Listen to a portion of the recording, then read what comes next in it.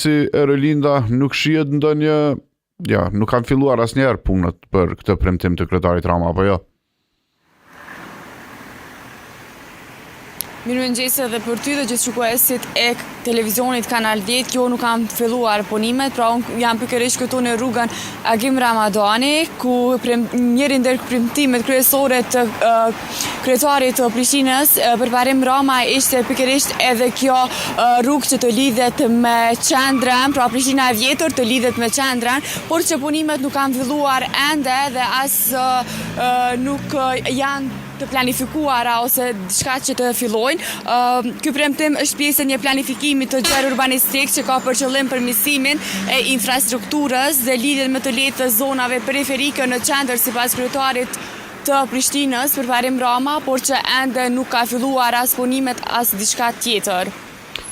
Në fakt, nga ajo që kam unë informacion, këtu nuk ka filluar as procedurat për kontraktim, me që kanë dalur që shumë institucione janë kompetente për këtë zonë, natyrisht zona vjetër e qytetit që është bukur problematike. Ju do të vazhdoni, sidomos në zonën e vjetër të qytetit, dua di se cilat janë punimet që janë bërë atje, çfarë ka ndodhur deri më tash.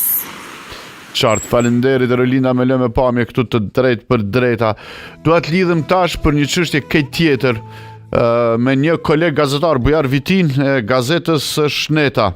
Dje ka ndodhur një gjë e pazakonshme në shëndetësi, besoj që për pak minuta do ta kem drejt për drejt Bujarin edhe do të mund të lidhem me të për të biseduar për këtë çështje. Fakt pash një postim nga Bujari të bërë në rrjetet sociale, thot 5 qytetar ditën e djeshme mbrëm, 5 qytetar sot kanë mbetur pa u bë